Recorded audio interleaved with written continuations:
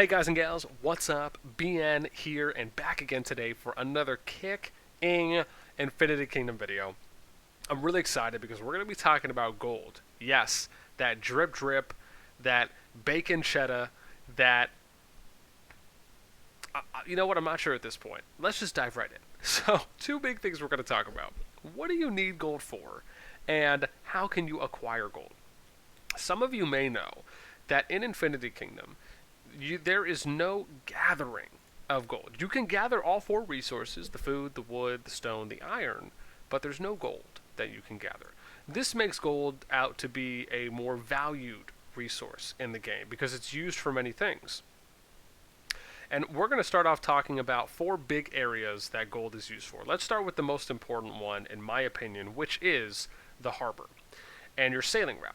Now, how it works is that you choose your exploration time 3, 6, or 12 hours.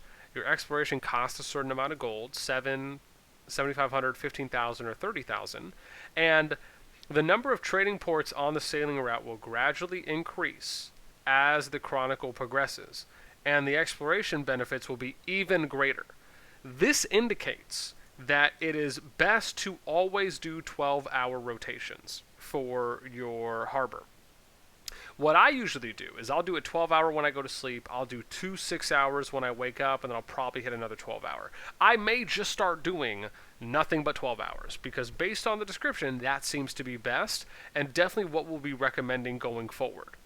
Now, if you ever find yourself, of course, this is always adaptable because it depends on your situation. If you factor in 12 hours from when you start it, you're not going to be available, then of course, do a 6-hour if that works, and then pop a 12-hour after. If you need to pop a 3-hour, just for whatever reason, because you just know if you're trying to time it to the T, when your shipment comes back, again, do it appropriately. But some of the benefits you're going to get from the harbor on your shipment return is you're going to get soul crystals. You'll get universal soul crystals, which are the purple gems. You'll get immortal pieces, or you may get immortal pieces, along with some additional resources. So always having gold for the harbor, vastly important. Because really, with the general soul crystals, you're going to use those on two big things: the market and the Tower of Knowledge. Now for the market, you're going to use the the purple gems or universal soul crystals on purchasing, whether it's unlocking or if it's on getting soul crystals for specific immortals. I just call them puzzle pieces because there's this nice puzzle piece icon in the top left corner of the avatar picture. So if you hear me say immortal pieces or puzzles, then that's what that means.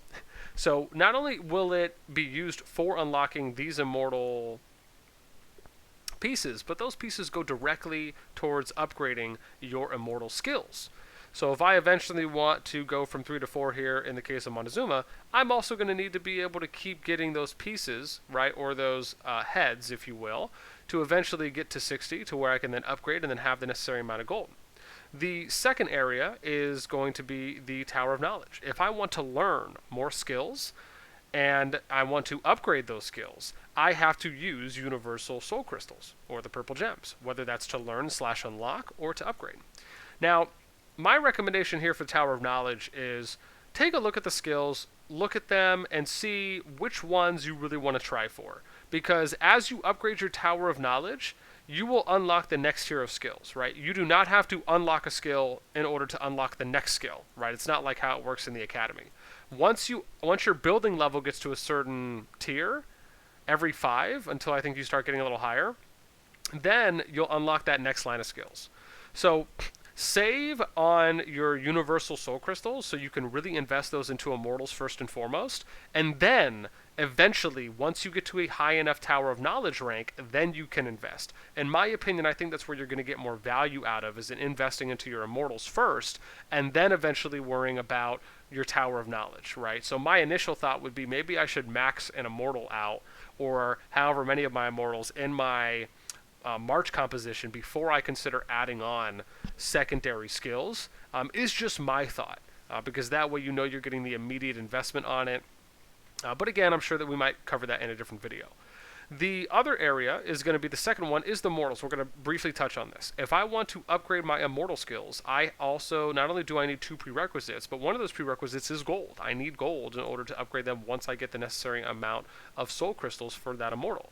If you look at someone like Montezuma, right, if I want to go from level 3 to 4, I need 15,600 gold. That's quite a bit, especially once you start thinking about what it's going to cost going up a couple other levels, along with if I was to start leveling up an epic commander or immortal as well. The third area here for what you need gold for is the dragon, which is going to be in your dragon cave. This is outside of the tiered levels where you're going to need to use unlock those shards from dragon chests that you'll get from PvE bosses on the field. But in between those tier levels, you need gold to upgrade. And you can see it here from 11 to 12. I need 77,700 gold just to go from that level to the next. So it's quite a bit. And then the last one is going to be scouting. So you need gold to scout, but the scouting gold isn't really too much. It's basically you multiply it by 100 per the city level. So in this case, for 14, it's 1,400 gold. For 19 over here, it's 1,900 gold. Pretty straightforward. Now, let me talk about how to acquire gold. There's 4 ways to acquire gold, 3 of which are pretty easy, and the 4th one takes a little more time. The first and most important really is your dwelling. And this is kind of exchangeable with priority level for the second one, but the dwelling is. In my opinion, you really should be leveling your dwelling to max level for where your city hall level is as the additional or the side building that you upgrade after you do your prerequisites. Or if you want to do them before, either or. But upgrading your dwellings to the max city level is important because that's going to be your primary way that you're getting gold income. The second is going to be with your coin mint. Now with your coin mint, once you unlock this, which I believe is around level 15, you will be able to start converting resources. Now you can see 3.5 million food, I'm only going to get 234k gold. That's not really the best conversion, and it takes a lot of time. So the idea here is that you want to work on upgrading your coin mint in addition to your dwellings as the additional buildings that you want to work on outside of your prerequisites. I would recommend, because when you upgrade it, you'll be able to increase the speed in which the conversions happen along with the ratios or the proportions. And you can see just from looking at the details, right, how those work out. My recommendation would be wait until you get your coin mint to level 16, if not level 21, before you start working on conversions. That's because the proportions are going to get better as you get 12-to-1 ratios and then eventually 11-to-1 ratios, and really use the coin mint as your backup, right? Focus on your dwellings, and then the third area that you can also use before the coin mint is going to be your resource packages. Now these are going to be found in your items going to other. You'll notice there's some basic resource packages that if you just use them, you'll get these items that are contained inside this chest. And then you're going to have other ones that are going to be selects, where you can choose which resource out of the ones you want to go with. So the priority order really should be, right, get income from your dwellings, use your resource packages second, only when you need to. Number 3, then do coin mint conversions when necessary as well. Those are the 3 ones that you'll get consistent income from, but you should go in order of. The last and the 4th one is going to be alliance structures. And we're going to talk about that on one of my other accounts here. So on a map, because the kingdom map right now is consistent across every server, the names of the provinces are consistent across every server, let me talk about the alliance structures, or the map structures that you can get gold from. It is only from provincial capitals. This means the capital structure that's in every province, right? For this one, it's Tepistikal, I'm sure I'm butchering that, St. Fides, Fornax, Drifta, Hayat, right? These are provinces. And then you're going to have the land or the district territory, right, that is within each province. But as you can see, if I click on these cities, I don't get any gold from them. I get all the other resources. Even if I zoom in and we just take a look at some of these, right, the towns, again, I'm not getting any gold from any of these. It's every other resource, I think, with the exception of, I wonder if you get iron. I don't know if I've actually looked at that. Now I'm just having a random, oh yeah, that's stone and that's iron. Okay, yeah, no, so you do. So outside of the cities and the towns, only your provincial capital is going to net you any gold. And you can see when you look around, right, some of them will give you different levels. And you can tell based on the, capitals. So like the ones that are here, and this is kind of how I've looked at it, is the capitals, the provinces at the corners, right? So you have provincial capitals, which is at the corners, top left, bottom right, top right, and then around the perimeter, right? So you have 5 and then 6. So you have 6 provincial capitals, 3 capital cities, right? Which are the ones that are closest. You can tell them because they have a second deck or a second story to the capital if you look at the top left corner of the screen, and when we click on the provincial one, right, it's a little bit smaller. So these ones give you some gold, and then the bigger ones I think give you 4k each, and the other ones are kind of spread out between I want to say 1 and 3k, if not 1 and 2. Let's see if that changes. Maybe it is just 1 and 2 that they do. Yeah, so just 1 and 2, and then the inside ones are going to give you 4.